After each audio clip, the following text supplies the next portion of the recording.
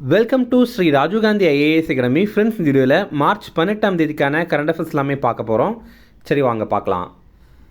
Friends, இந்த வீடியோடைய notes எல்லாமே கீழே பிடிஎஃபாக டிஸ்கிரிப்ஷன் கொடுத்துருக்கோம். அதெல்லாமே கிளிக் பண்ணி டவுன்லோட் பண்ணிச்சிங்க. அப்புறம் நம்ம டெலிகிராம் குரூப் டீலிங்குமே கீழே டிஸ்கிரிப்ஷன் கொடுத்துருக்கோம். அதுலேயுமே கிளிக் பண்ணி ஜாயின் பண்ணிங்க. நம்முடைய டெலிகிராம் குரூப்பில் கரண்ட் அஃபேர்ஸ் குயிசஸ் நடத்திட்டு வரோம். நீங்களுமே ஜாயின் பண்ணி அட்டன் பண்ணிக்கலாம். ஓகே, சரி வாங்க பார்க்கலாம். ஃபஸ்ட்டு, எங்கு நடைபெற்ற அகழாய்வில் டர்பிடோ குடுவை வடிவ பானை ஓடுகள் கிடைத்தன? இதற்கான ஆன்சர் வெம்பக்கோட்டை. இப்போ வெம்பக்கோட்டையில் அகழாய்வு பணிகள் நடைபெற்றிருக்கு. அதில் பார்த்திங்கன்னா டர்பிடோ ஷேப்பில், அதாவது இந்த ஏவுகணை வடிவத்தில் இருக்கும்ல, அதுதான் டர்பிடோ அப்படிங்கிறது. அந்த வடிவத்திலான ஒரு பானையுடைய ஓடுகள் கிடைத்திருக்கு. எங்கே கிடைத்திருக்கு அப்படின்னா வெம்பக்கோட்டையில் தான் கிடைத்திருக்கு. இந்த வெம்பக்கோட்டை அப்படிங்கிறது விருதுநகர் மாவட்டத்தில் இருக்குது. வைப்பாறு ஆற்றின் பக்கத்தில் இது இருக்குது. இங்கே இப்போ 3ஆம் கட்ட அகழாய்வு பணிகள் நடைபெறுது. இந்த ஓடுகள் இதை வைத்து என்ன கண்டுபிடிக்க முடியுது அப்படின்னா, இந்த பானைகளை வைத்து ரோமானிய மற்றும் மத்திய கிழக்கு பகுதிகளிலிருந்து ஆலிவ் எண்ணெய் அப்புறம் ஒயின் இதெல்லாம் கொண்டு வர பயன்படுத்தப்பட்டவையாக இருக்கும் அப்படின்னு தெரிவிக்கிறாங்க. அப்புறம் மத்திய தொல்லியல் துறை நம்ம தமிழ்நாட்டில் 8 இடங்களில் அகழாய்வு பணிகளை மேற்கொள்கிறதுக்கு ஒப்புதல் வழங்கியிருக்காங்க. அது எந்தெந்த பகுதிகள், அது எந்தெந்த மாவட்டத்தில் இருக்குது அப்படிங்கிறத நம்ம தெரிஞ்சுக்கலாம். ஃபஸ்ட்டு பட்டினமருதூர், இது தூத்துக்குடி மாவட்டத்தில் இருக்குது. அப்புறம் கரிவலம் வந்த நல்லூர், இது தென்காசி மாவட்டத்தில் இருக்குது. அப்புறம் மணிக்கொல்லை, இது கடலூர் மாவட்டத்தில் இருக்குது. அப்புறம் ஆதிச்சனூர், இது விழுப்புரம் மாவட்டத்தில் இருக்குது. அப்புறம் வெள்ளலூர், இது கோவை மாவட்டத்தில் இருக்குது. அப்புறம் தெங்கனூர் மற்றும் மாங்காடு, இந்த இரண்டுமே சேலம் மாவட்டத்தில் இருக்குது. இதை தவிர பார்த்திங்கன்னா கீழடி, இது சிவகங்கை மாவட்டத்தில் இருக்குது. இங்கே இப்போ 11ஆம் கட்ட அகழாய்வு பணிகளுக்கும் ஒப்புதல் வழங்கியிருக்காங்க. அப்புறம் நாகப்பட்டினம் மாவட்டத்தில் சில முக்கிய தலங்களில் அகழாய்வு பணிகள் பண்ணுறதுக்கான ஒப்புதல் வழங்கியிருக்காங்க. இப்போ நம்ம எக்ஸாமில் முக்கியமாக கேட்குறது என்ன அப்படின்னா, எந்தெந்த அகழாய்வு தலங்கள் எந்தெந்த மாவட்டங்களில் இருக்குது அப்படிங்கிறது தான். அதனால் கண்டிப்பாக நீங்கள் அதை படித்து வச்சுங்க. ஓகே, அடுத்தது, ஆசியாவின் மிகப்பெரிய துலிப் தோட்டம் எங்கு திறக்கப்பட்டது? இதற்கான ஆன்சர் ஸ்ரீநகர். துலிப் மலர்களுடைய தோட்டம், இது இப்போது ஆசியாலேயே மிகப்பெரிய துலிப் தோட்டம் திறந்திருக்காங்க. எங்கே அப்படின்னா ஸ்ரீநகரில் தான். ஸ்ரீநகர் அப்படிங்கிறது ஜம்மு காஷ்மீரில் தான் இருக்குது. அந்த தோட்டத்துடைய பேர் என்ன அப்படின்னா இந்திரா காந்தி நினைவு துலிப் தோட்டம் அப்படிங்கிறது தான். 74 ஏக்கர் பரப்பளவில் இந்த தோட்டத்தை அமைத்திருக்காங்க. இங்கே 75 வகையான மலர்கள் ஒரு 18 லட்சத்திற்கும் அதிகமாக இருக்குது. ஜம்மு காஷ்மீருடைய முதல்வர் உமர் அப்துல்லா. ஃப்ரெண்ட்ஸ், நம்மளுடைய யூபிஎஸ்சி அகாடமியான கீஸ்டோன் ஐஏஎஸ் அகாடமியில் இந்த ஆண்டு 62 மாணவர்கள் வெற்றி பெற்றிருக்காங்க. நம்ம இன்ஸ்டியூட்டில் வர மார்ச் 29ஆம் தேதி யூபிஎஸ்சி எக்ஸாமுக்கான இலவசமான செமினார் நடத்துகிறோம். ஸ்க்ரீனில் தெரிகிற இந்த கியூஆர் கோடை ஸ்கேன் பண்ணி நீங்கள் ரெஜிஸ்டர் பண்ணிக்கலாம். இந்த செமினார் எங்கே நடைபெறுது அப்படின்னா சென்னையில் அண்ணா நகரில் கீஸ்டோன் ஐஏஎஸ் அகாடமியில் தான் நடைபெறுது. ஓகே, அடுத்தது, கோமாரி நோய்க்காக மாநில அளவில் தடுப்பூசி இயக்கத்தை தொடங்கிய மாநிலம் எது?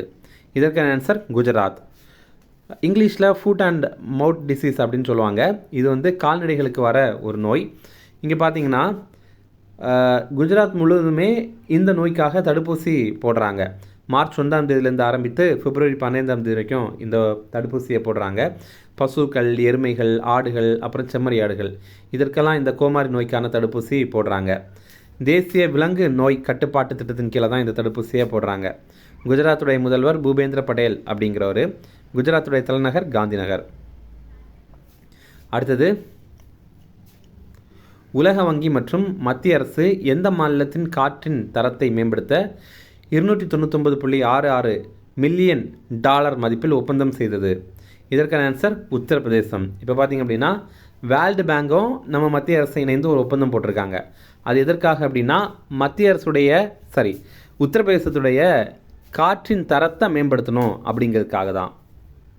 அடுத்தது, நிதி ஆயோக் வெளியிட்ட 2026 மாநிலங்களின் நிதிநிலை ஆரோக்கிய குறியீட்டில் முதலிடம் பெற்ற மாநிலம் எது? இதற்கான ஆன்சர் ஒடிசா. இதை பற்றி டீட்டெயிலாக பார்க்கலாம்.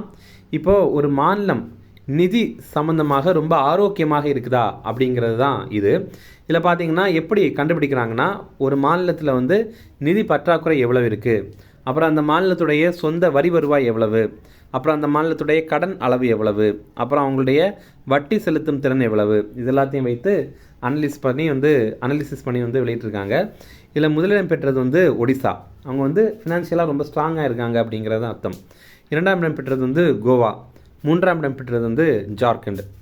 ரொம்ப பின்தங்கிய மாநிலங்கள் அப்படின்னா பஞ்சாப், ஆந்திர பிரதேஷ், அப்புறம் வெஸ்ட் பெங்கால் மற்றும் கேரளா. இந்த ரிப்போர்ட் வந்து நிதி ஆயோக் அமைப்புடைய ரிப்போர்ட், அதனால் ரொம்ப ரொம்ப முக்கியமானது. முதல் 3ம் ரொம்ப ரொம்ப முக்கியமானது. அடுத்தது, குசுன்பூர் எந்த மாநிலத்தின் முதல் ஸ்மார்ட் கிராமமாக மாற உள்ளது? இதற்கான ஆன்சர் ஒடிசா. குசுன்பூர் அப்படிங்கிறது ஒடிசாவில் இருக்கிற ஒரு கிராமம். இது வந்து கட்டக் மாவட்டத்தில் ஒடிசாவில் இருக்குது. இது பார்த்திங்கன்னா அந்த மாநிலத்துடைய முதல் ஸ்மார்ட் வில்லேஜாக வந்து மாறப்போகுது. சிஎஸ்ஐஆர் அமைப்பின் மூலமாக இந்த ஒரு முன்னெடுப்பை செயல்படுத்த போகிறாங்க. சிஎஸ்ஐஆர் அப்படின்னா council of scientific and industrial research அப்படிங்கிறது தான். இதில் என்னென்ன பண்ண போகிறாங்க அப்படின்னா, இங்கே 24 மணி நேரமும் குடிநீர் வசதி ஏற்பாடு பண்ணி கொடுப்பாங்க. அப்புறம் தடையில்லா மின்சாரம் மற்றும் ஒய்ஃபை இணைப்பு ஏற்படுத்தி கொடுப்பாங்க. அப்புறம் நவீன கழிவு மேலாண்மை அமைப்புகள் வந்து ஏற்படுத்தி கொடுப்பாங்க. அப்புறம் பள்ளிகளில் எல்லாம் ஸ்மார்ட் கிளாஸ் வசதி வந்து ஏற்படுத்தி கொடுப்பாங்க. அடுத்தது, உலக சமூக சேவை தினம். இது மார்ச் 17ஆம் தேதி. இந்த ஆண்டுக்கான கருப்பொருள் நம்பிக்கையையும் நல்லிணக்கத்தையும் ஒன்றிணைந்து உருவாக்குவோம், பிளவுபட்ட சமூகத்தை ஒன்றிணைக்க ஒரு ஹரம்பே அழைப்பு அப்படிங்கிறது தான். இல்லை, ஹரம்பே அப்படிங்கிறது என்ன அப்படின்னா கென்யாவில் இருக்கிற ஒரு முழக்கம். ஹரம்பே அப்படின்னா அனைவரும் ஒன்றிணைந்து செயல்படுதல் அப்படிங்கிறது தான். அடுத்தது, தேசிய ஆயுத தொழிற்சாலைகள் தினம். இது மார்ச் 18ஆம் தேதி. 1787ஆவது ஆண்டு ஆயுத தொழிற்சாலை வாரியம் வந்து அமைத்திருந்தாங்க மேற்கு வங்காளத்தில். அப்புறம் அது செயல்பட தொடங்கிய தினம் தான் இந்த தினம். அது 1802ஆவது ஆண்டு மார்ச் 18ஆம் தேதி செயல்பட தொடங்கியது. அடுத்தது, உலக மறுசுழற்சி தினம். இது வந்து மார்ச் 18ஆம் தேதி. இந்த ஆண்டுக்கான கருப்பொருள் கழிவு என்று எண்ணாதே, வாய்ப்பு என்று எண்ணு அப்படிங்கிறது தான். Don't think waste, think opportunity அப்படிங்கிறது தான். அடுத்தது ரிவிஷன் பார்க்கலாம். எங்கு நடைபெற்ற அகழாய்வில் டர்பிடோ குடுவை வடிவ பானை ஓடுகள் கிடைத்தன? இதற்கான ஆன்சர் வெம்பக்கோட்டை. அடுத்தது, ஆசியாவின் மிகப்பெரிய துலிப் தோட்டம் எங்கு திறக்கப்பட்டது? இதற்கான ஆன்சர் ஸ்ரீநகர். அடுத்தது, கோமாரி நோய்க்காக மாநில அளவில் தடுப்பூசி இயக்கத்தை தொடங்கிய மாநிலம் எது? இதற்கான ஆன்சர் குஜராத். அடுத்தது, உலக வங்கி மற்றும் மத்திய அரசு எந்த மாநிலத்தின் காற்றின் தரத்தை மேம்படுத்த 299.66 மில்லியன் அமெரிக்க டாலர் மதிப்பில் ஒப்பந்தம் செய்தது? இதற்கான ஆன்சர் உத்தரப்பிரதேசம். அடுத்தது, நிதி ஆயோக் வெளியிட்ட 2026 மாநிலங்களின் நிதிநிலை ஆரோக்கிய குறியீட்டில் முதலிடம் பெற்ற மாநிலம் எது? இதற்கான ஆன்சர் ஒடிசா. அடுத்தது, குசுன்பூர் எந்த மாநிலத்தின் முதல் ஸ்மார்ட் கிராமமாக மாற உள்ளது? இதற்கான ஆன்சர் ஒடிசா. அவ்வளோதான் ஃப்ரெண்ட்ஸ். அப்புறம் போன வீடியோவில் நம்ம ஒரு ப்ரீவியஸ் இயர் கேள்வி கேட்டிருந்தோம். அதற்கான ஆன்சர் பார்க்கலாம். கேள்வி என்ன அப்படின்னா, 1932 ஜனவரி 26 புனித ஜார்ஜ் கோட்டையின் உச்சியில் தேசிய கொடியை ஏற்றியவர் யார் அப்படிங்கிறது தான் கேள்வி. இதற்கான ஆன்சர் வந்து ஆப்ஷன் டி, பாஷ்யம். இல்லை, நிறைய பேர் கரெக்டாக ஆன்சர் பண்ணியிருந்தீங்க, எல்லாருக்குமே வாழ்த்துக்கள். இன்றைக்கான கேள்வி இது பார்த்திங்கன்னா கூட்டு காரணம் அப்படின்ற மாதிரி நம்ம கொடுத்துருக்கோம். இதுவுமே ஒரு ப்ரீவியஸ் இயர் கேள்வி தான். ஃபஸ்ட்டு கூட்டு என்ன அப்படின்னா, இந்திய அரசியலமைப்பானது உலகிலேயே மிக நீளமான அரசியலமைப்பு ஆகும் அப்படிங்கிறது. காரணம் வந்து அரசமைப்பின் துவக்கமானது உண்மையில் 22 பாகங்களையும் 395 சட்ட உறுப்புகளையும் கொண்டிருந்தது அப்படிங்கிறது தான். ஓகே, இதில் வந்து இங்கிலீஷ்லேயும் இருக்குது, தமிழ்லையும் இருக்குது. நீங்கள் வந்து பார்த்துக்குங்க. இதில் கரெக்டான ஆன்சரை கமெண்ட் பண்ணுங்கள். இந்த வீடியோ பிடிச்சினா கண்டிப்பாக லைக் பண்ணுங்கள். நம்மளுடைய சேனலுக்கு சப்ஸ்கிரைப் பண்ணி வச்சுங்க. உங்கள் நண்பர்களுக்குமே ஷேர் பண்ணுங்கள். கண்டிப்பாக இது அவங்களுக்கும் நல்லதாக இருக்கும். Okay, thank you.